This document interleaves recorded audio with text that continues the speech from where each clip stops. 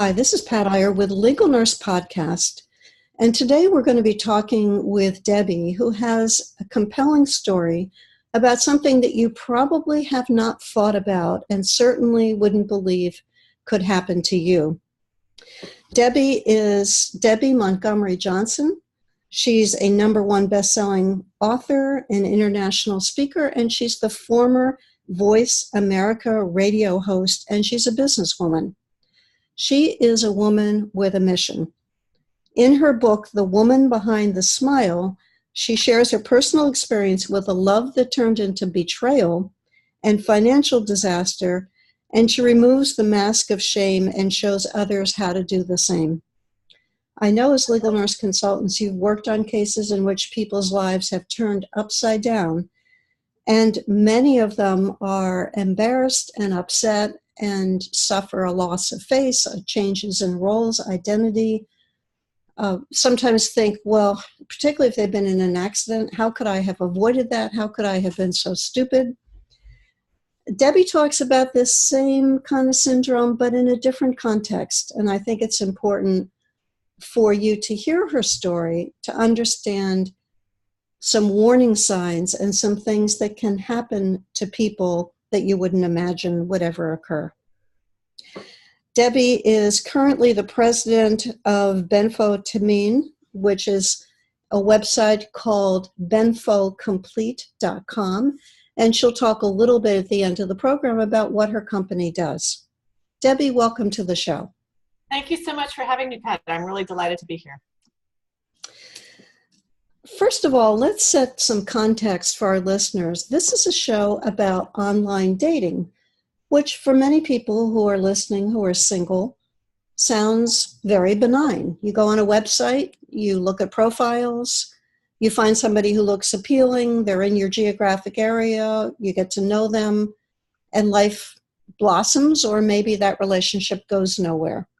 So I understand that you were involved in online dating. What led you to try that method of meeting people?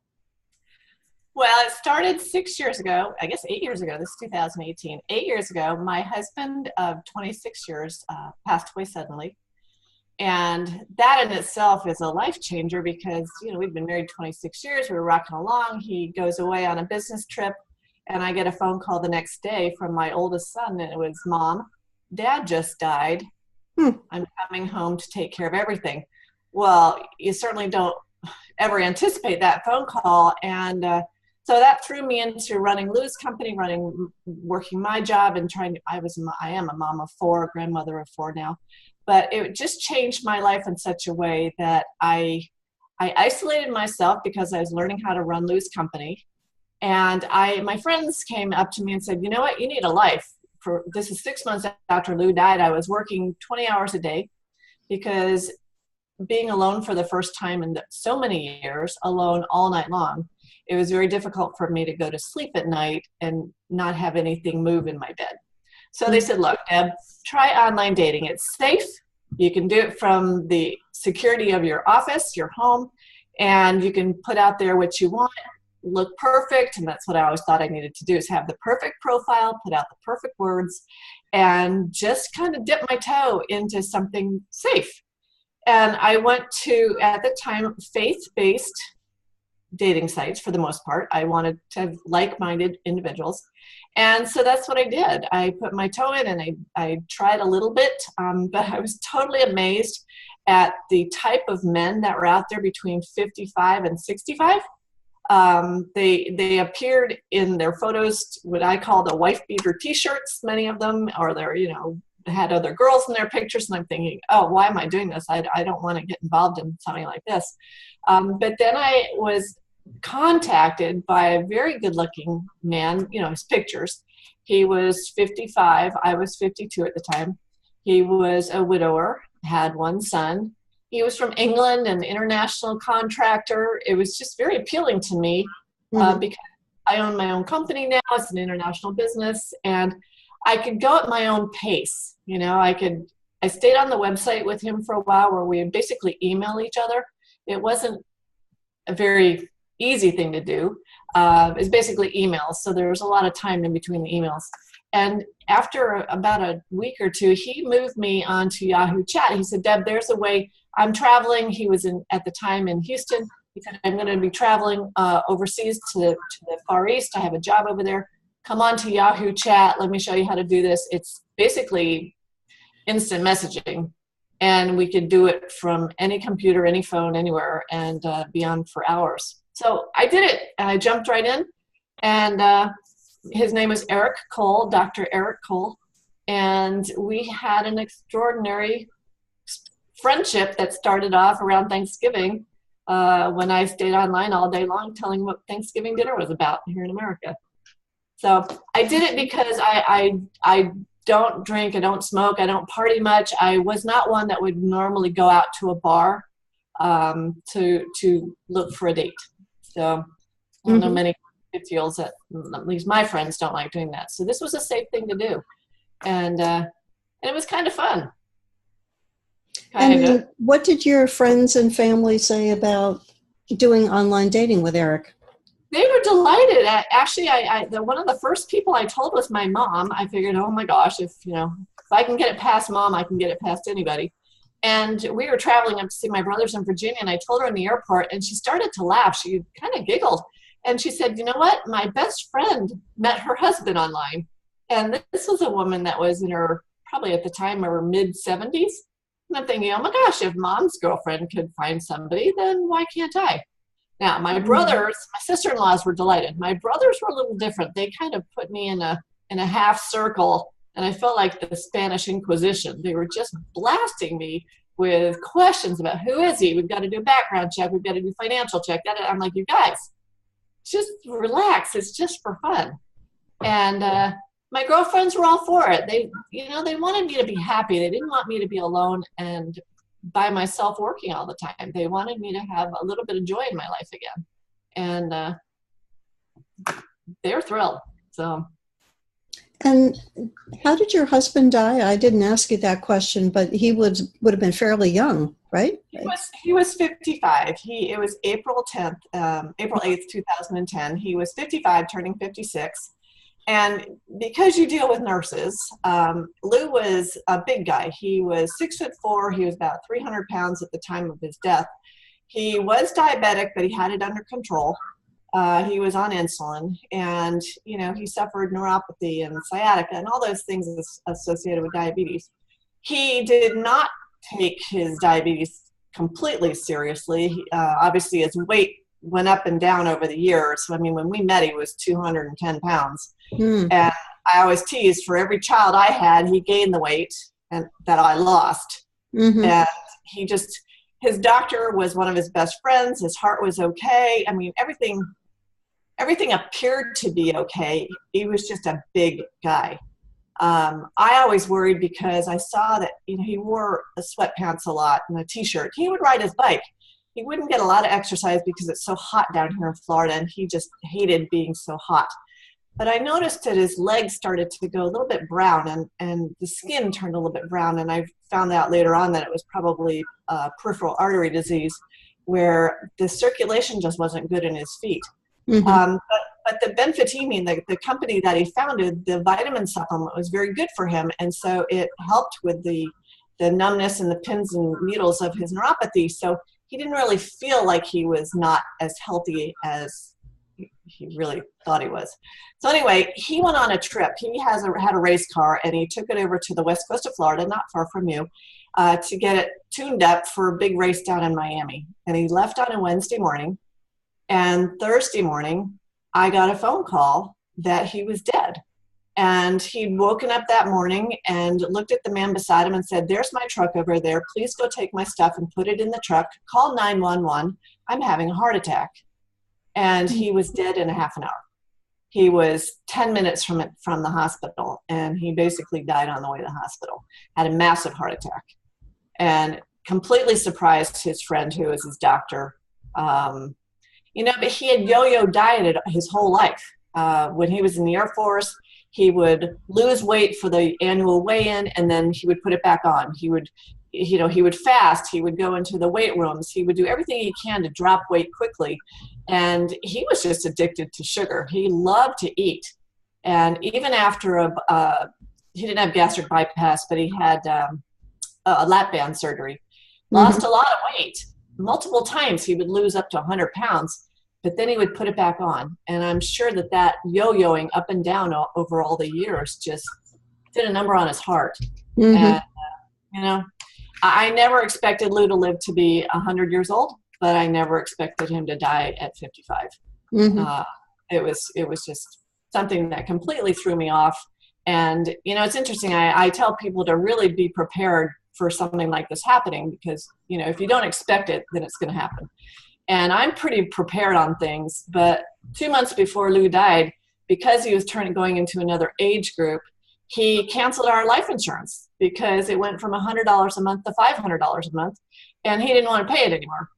And so he canceled our life insurance, and then 2 months later, he's dead, with leaving me no life insurance. He left me the company, and I had to learn how to run it. But, if you're going to do something as drastic as dropping your life insurance, which you've had for 30, 35 years, make sure that you've got something set aside for your spouse or for your kids, because it was a life changer, a game changer for me. And wow. I'm very, very fortunate that I'm, still have a roof over my head. So. So going into online dating was a real challenge, because, I hadn't dated since I was 26, 25. Right. And, all those anxieties of I'm not pretty enough, not smart enough, everything that goes through your mind when you're 16. At 52, it was a challenge, to put myself out there again. And it took great courage and a good kick in the butt by my friends. Well, tell us what happened with Eric. Can you unfold the story for us and give us some more details? I can. And this happens quite a lot, actually, because Eric was a businessman, international. I own a company. I understood what he was doing. He actually brokered hardwood trees. And I have trees as an investment in Costa Rica. He didn't know that. But when he was overseas, he was working at the time in Malaysia, moving a lot of trees, like hundreds of thousands of trees for developers over in India. And so throughout the process of his business, he would run into issues with customs or with tariffs or with shipping, and for those of us that have businesses, you sometimes don't get paid until after the job is over, and you have to front all the expenses prior to getting paid. And I understood that. So as time went on, Eric and I, we got to be really, really close, emotionally and mentally, and obviously not physically because he was overseas. But we wrote to each other every day for hours. And honestly, on Yahoo Chat, because it's like texting, instant messaging, we would hold these conversations for hours. And so I got to really know who he was, and I got to know his son and his sister and his attorney and all these people in his life. And when he started having some troubles with getting the job done, he asked if I would help him financially. And I did. Now, I've got to give you a little background on me. I'm very frugal. When Lou died, obviously without the life insurance, I had the company to keep me going. So I was very careful with my money. I tried to pay off as much as I could after Lou died, just by, I had one opportunity. One time when I missed the deadline on a credit card bill, and I have exemplary credit scores, and the credit card company took my rate from like 2% to 21%, and I was floored that they would do that because I missed it by a week. And so I wrote to them or called them, and they were like, well, we're really sorry. And I said, I'll never let that happen again. I paid off that card, canceled that card, and I was very, very careful with the bills. And so when Eric asked me to help him, it was a little bit at the beginning. And then over time, because I really had fallen in love with this guy and felt he was going to come home to me as soon as the job was over, whatever I could do to help him get the job done faster, I did. And if it was, $2,000 here, $5,000 here, over time, it turned out to be a lot more than that. But I just felt like, I was going to help him. And then 2 years into it, you've given so much of your life and your time that you don't want to break it off thinking that maybe this isn't really going to work out, because you're so invested emotionally, financially, spiritually, all that, that you're just like, just one more, and then he'll be home. And that was always my thought, is one more issue and then get it done and he'll come home. And so, I always felt too that people would be honest with me. I mean, I'm an honest person. People I deal with are always honest. I never ever anticipated anybody lying to me. And I'd never heard of any issues with online dating. All my friends that had done online dating, many of them actually had married the men that they had met. So that was my thought as far as online dating goes. And 2 years into a relationship, that's pretty serious, even though he wasn't here in person. But I got to tell you that I wasn't ready for the physical relationship after Lou died. So developing a friendship with him online and through writing and some phone calls was a really solid foundation for me. It was safe for me because I knew that he was going to provide the financial background, the financial security for us when he got here. And in the process of our relationship, we really got to know each other. And I knew him better, I think, than probably Lou, and he knew me too, because I was able to write things so much more extensively and articulately than I could have ever spoken them to him. So I learned the value of journaling through that whole process, and ended up with 4,000 pages of journal printed in 5 volumes. It's extraordinary. Huh. And did any of the money ever come back? Did he repay any of these loans? No, and the way I found out about this is the kicker to the whole story, is that almost 2 years to the date into it, he came on one morning and he said, Deb, how do you feel about forgiveness?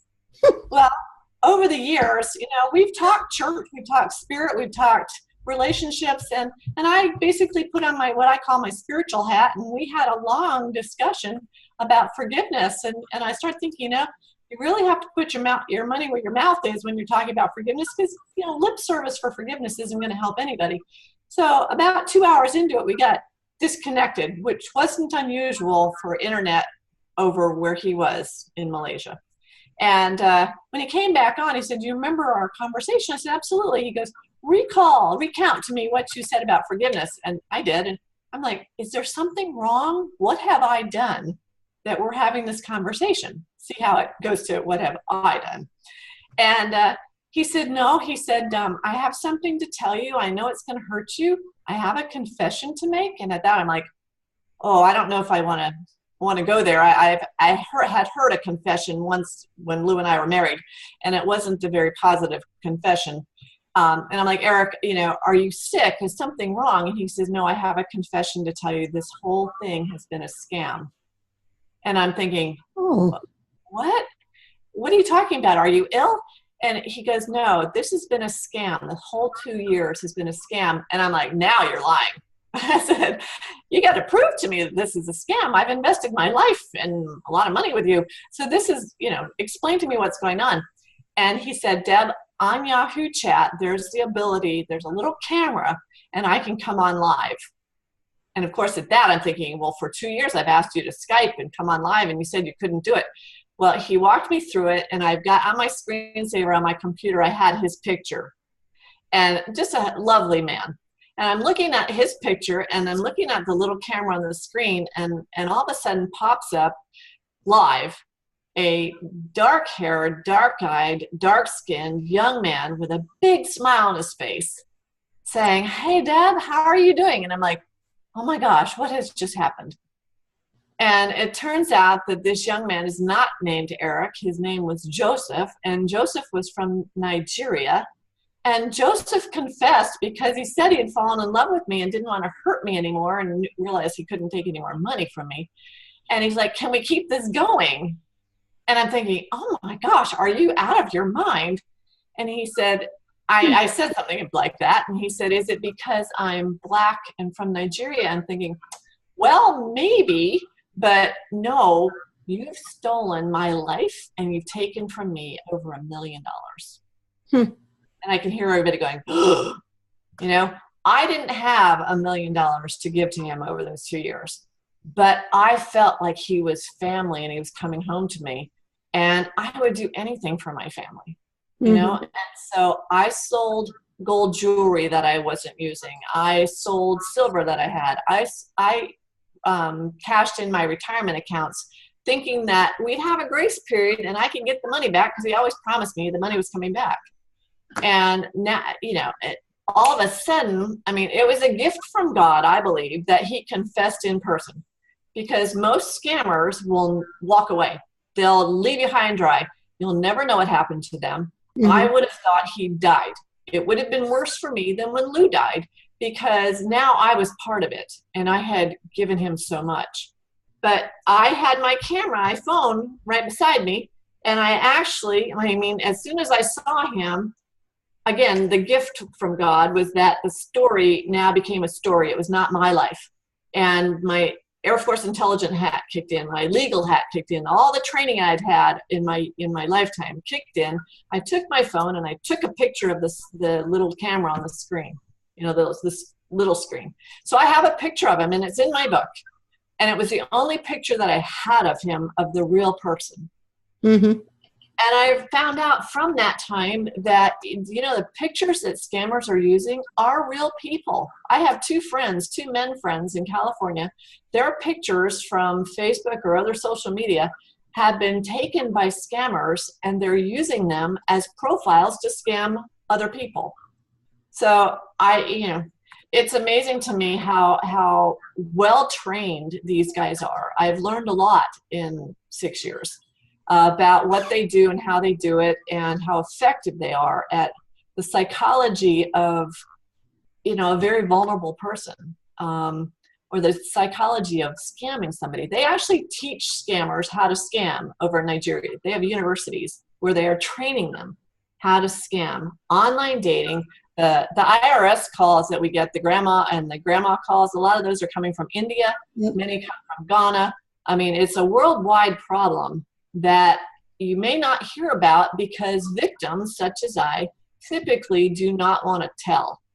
It's embarrassing. It's, oh my gosh, I was so upset at what happened. But I was well trained. I was well educated. And for me to have been taken was just something I didn't want to admit. I didn't want to admit it to myself. I certainly didn't want to tell anybody. But it came about, I did tell my parents, because I had asked them for $100,000, and they gave it to me, and we gave it to Eric. So now my parents were involved, and that, I think, of the whole thing hurt me the most, because I love my parents, and I'm taking care of them as best I can now. I mean, my dad works for me, and I do everything I can to make that up to them, because they trusted in the process. I mean, my dad will tell you at one point he thought perhaps it was a scam, but 2 years in, he's like, no one can scam you for 2 years. And so my dad and mom came over as soon as they heard what happened, and they went to the FBI with me. And we went in, and, you know, you watch TV and you think, oh my gosh, the FBI can do anything, you know? So I walked in with my 4,000 pages of journal and my 3-ring binder with every financial transaction I had. And they basically said, Deb, you know, we're really sorry. There's nothing we can do for you unless you can get him here to the United States. And I'm thinking, I was speechless. And at that point, what I describe it as is I put up the mask. I put up the mask of, I'm fine, I'm okay. I put on my smile. My friends are like, well, what happened to Eric? It just didn't work out. You know, my kids, what happened to what's going on? I didn't tell them a thing. And it eats you up. You know, I could forgive him, but I couldn't forgive myself for what I thought was just being so stupid. And even the FBI said, Deb, look, you know, you were a victim to this. They are so manipulative. They know how to do it. And in Palm Beach County, actually, more men get scammed for over $1 million than women. But a man will never tell you that it happened. And I understood why. I didn't ever want to tell what was going on. But over the years, I was challenged to tell. only because there are so many people being hurt by this because we're not telling. And that became my mission. My mission was to expose them as best I could, to let them know, to let other people. I have a lot of friends that are in their mid-50s that either are divorced or widowed, and they want to get out and date again. And I'm like, online dating is a great platform. Just be careful what you're doing. And if you don't see the man in person within 2 weeks, is my goal, and see the whites of his eyes in person, he's a scammer. Tell us more, because I think the odds are high that at least one person listening to the show is involved in online dating or thinking about online dating, and they're probably sitting on the edge of their seat saying, oh my God, if it happened to her, it could happen to me. What should they be looking for? What are the warning signs other than what people said? I hope they're thinking that, because many times I get women that said, oh, that could never have happened to me. Well, I would have been one of those women saying that could never have happened to me. I was well trained as a bank manager to see scamming checks and all that kind of stuff. But they are very, very creative. Now, what'll happen is they'll either be an international businessman or an engineer. Some actually pretend to be military officers, which gripes me the most because I was Air Force and my kids are active duty. Anybody in a military uniform is not going to be on a dating site. So as soon as you see the uniforms, it's a scam. Many of them are on Facebook now. Actually, I had a friend that got scammed playing an online game. I don't know how that works. They've gotten very creative in what they do. But let's, for instance, on Facebook, if the profile's on Facebook, look and see who their friends are. You know, sometimes they try to friend you by having mutual friends. I had one man try to be my friend, and he had 4 or 5 of my friends as his mutual friends. But I looked at the rest of his friends, and they were nobody that we knew. So I actually contacted my 4 or 5 friends and said, do you know who this guy is? No, we don't. I'm like, you guys, unfriend him, you know? Be careful, because they'll want you to get off the dating site. They'll want to take you from, say, Match.com or whatever site you're on, Plenty of Fish, and they'll move you to Yahoo Chat. And they're informally called the Yahoo Boys, because in the past they would get together in internet cafes in groups of 6 or more, and they would be on Yahoo and they would be chatting. So they were the Yahoo Boys. So if you don't see them, like I said, within 2 weeks in person, because I heard a great thing this morning on one of the CBS shows. They were talking about all the new online dating apps on your phone. It's all the swipe left, swipe right. I don't know how that works. But they had a group of people that were between 50 and 65. They're on online dating. And one of the women there, she was a little bit older. She said the reason to be online dating or to be on one of the apps is to meet somebody, to see if you want to be friends with somebody. What the online scammers will do is they'll very quickly move you from being a friend to expressing great adoration and love for you. And that just draws you in, because, I mean, I wasn't looking for love, but I was looking for someone that could love me again. You know, I was hurt by Lou dying. I was mad. I was sad. I was all these things. And I found out from one of our friends, Marty Ward, that over the years, my heart had a hole in it because I hadn't been listened to. Lou was, like I said, Lou was a big guy. He was bold. He was brilliant. But I didn't like contention, and it was usually his way. And Eric, because he wrote to me and he talked to me, he filled up that hole over time. And it was a gift that he did that. But I also realized that every time he answered back to me or was, communicating with me, he was just building the story to how he was the man for me. And he isolated me from my friends, from my kids, from my parents, because I didn't want to tell them what was going on. You know, when my kids said, Mom, don't send money, that's the first thing I tell people, don't send money. Could someone have told me that? No, because I did. Here's the kicker. The very first time I sent money, it was about $40, and I didn't send it to him. He had a friend, another engineer overseas, that was having a hard time getting onto the dating site. So he said, Deb, would you mind just sending a check in for this guy to get him registered? I'm thinking, oh, great. More men on the dating site. How much fun is that could that be? Well, I found out recently the reason they do that is because the dating sites will actually verify individuals' profiles, and they'll do it more if you pay, kind of pay to play. And so I found out that I had just verified a scammer's profile, and it just killed me when I found out that that's what had happened. It killed me. And then I found out too that a lot of the money that these scammers are taking, and I work with women that were scammed out of $400,000 to $500,000 in 4 to 5 months. They're getting very fast as far as doing that. But this money can be used for terrorism. It funds Boko Haram. It funds child. I'm having a brain cramp on taking kids. I mean, it's being or kidnapping. Yeah, it's being used for very, very bad things. And when I was in the process of helping Eric, none of that ever crossed my mind. None of it. I mean, the fact that he was not the real person never crossed my mind. Now, were there red flags? People ask me if there were red flags. Maybe, but I call them pink flags because every time something came up that didn't quite sound right, I would ask him. And because I trusted him, he always had a plausible reason why a package I sent wasn't accepted at the hotel, or a card I sent to his son didn't get delivered. There was always a reason. Like I said, they are very well trained on what they do. Now, what I found out too is that the storyline that they use is very similar for most people. So the women that have read my book, which is The Woman Behind the Smile, that have been scammed, say, oh my gosh, Deb, that's my story. And then the question is, well, how do you stop? Well, you stop, you have to dead stop. If you feel like you're in that situation, you have to stop. And to think that he's going to come. If he doesn't come in 2 weeks, he's not coming. I have a woman that I was working with out in Idaho, and she goes, Deb, 95% of me thinks it's a scam, but 5% thinks he's flying here to visit. And I said, look, if he flies in to see you, I'm flying in to see you.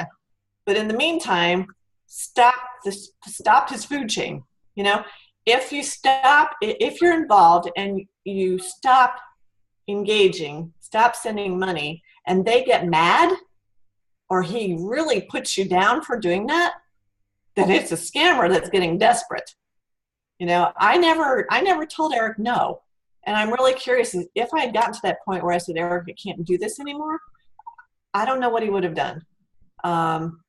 But the good part of me, the part that looks for the good in other people, has to believe this happened for a reason. And I believe it happened to me for a reason, because one woman in an interview said, God knew that if it happened to you, and you were so well trained that it shouldn't have happened, that you would speak up and you would let people know to be careful. And that's true. And whatever happens to Eric, I just told him to stop hurting other people. And do I know if that happened or not? I don't know. I do know that he stayed in touch with me. He revealed the scam in September, and he kept in touch with me on and off until January, till he realized that I had met the men that I'm now married to. And when he realized that I was going to be okay, then he said, Deb, this is the last time we're going to talk.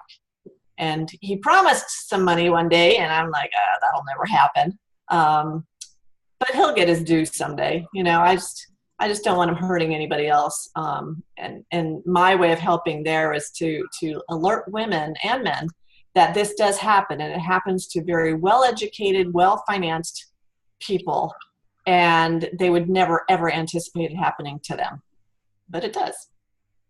Now, to those who know of somebody this has happened to, please, please, please do not try to out them to the public. Do not try to shame them, because as a victim of this, it's like domestic abuse was 50 years ago.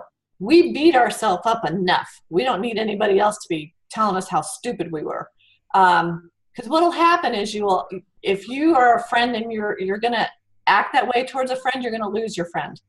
And your friend is going to be despondent. Your friend is not going to want to tell anybody. Your friend will never recover from this financially or emotionally. And it has led to many suicides. And as nurses, you certainly don't want that happening. You want to at least lend an ear of support. And there are organizations, the organization I work with in Miami called the Society for Citizens Against Relationship Scams, or SCARS. You can report the scam to anyscams.com, and it's basically a database. You can join one of our support groups. It's not therapy, it's support. And by learning how it happens and how to recover from it is just very empowering for someone that has been through it. So be there to support and not condemn, because you never know, when you yourself are going to be victim to some sort of fraud. And how can our listeners get a copy of your book and also find out more about the business that you're involved in now? Okay. Well, my book is called The Woman Behind the Smile, and it's available on Amazon. It's also on my website, and I encourage you to go to thewomanbehindthesmile.com. I have some real fun videos, and some of the work that I've done in the last few years is on that website. The company that I'm running, and my dad, Dr. Jack, is working with me. It can be found at Benfo Complete, BENFO Complete, COMPLETE.com. We actually manufacture a vitamin supplement, a synthetic form of vitamin B1 that is very effective in helping with neuropathy. Diabetics typically would have it, or folks that have had chemotherapy or some sort of issue. We have capsule form, we have a cream form, and it's a very effective non-drug to help diabetics with their neuropathy issues. So that's at benfocomplete.com. Or call Dr. Jack, my dad. I have an 800 number, 888-493-8014. Talk to Dr. Jack, and he'd be delighted to talk to you. So. Well, I appreciate you talking about what was an incredibly painful experience that you went through. And I know every time you talk about it, you have to relive it, and you have to talk about how you felt at the time. As nurses, we understand that peels a little layer of scar tissue off, and it has to grow back. And you're sharing a story that will have meaning to our listeners, certainly make them aware of dangers that they may not have even thought about, and give them a new perspective. So I appreciate that very much. I appreciate you letting me do this, because I spoke at a women's group the other day, and a woman in her 80s came up to me afterwards, and she said, "Deb, I just want you to know there is a woman that was in the group today that has had this happen, and she confided in me that it happened, and she sent a lot of money. She will never tell anybody else." And I said, well, I hope that because she's heard my story, that she'll reach out to me, or that she'll reach out to someone at SCARS and realize that she's not alone. And we all have those defining moments. We all have something that's happened to us. It may not be an online dating scam. It could be, a friend of mine had dated a man in person for a year, and he turned out to have a family up north. I had a very expensive therapy. My husband today had a very expensive divorce. We all go through something, and we've just got to own the story 100% and move forward. And the best way to do that is to forgive. If someone hurts you, forgive them, and then forgive yourself and move on. And the more you talk about it, the more powerful you get. Mm-hmm. And that's definitely how I feel, and I appreciate the opportunity to speak up. Thanks, Pat. Wonderful. This has been Debby Johnson, Debby Montgomery Johnson, the woman behind the smile, and Pat Iyer talking with you about online dating scams. As I often say, there are so many different ways that people come up with to make money, and we want to believe that 100% of them are going to be honest, but Debby's story is certainly a reminder that there are people sitting right now while we're finishing up this podcast thinking about how they can scam somebody else. They're out there, they've got fertile imaginations, and you have to be aware that they are creative, and in this case, like the wolf that hid in the sheep's clothing. Absolutely. Stay tuned for our next Legal Nurse podcast. We'll be back next week with a new interview, and appreciate you being one of our listeners. Be sure to tell other legal nurse consultants about Legal Nurse Podcast, and thank you for listening.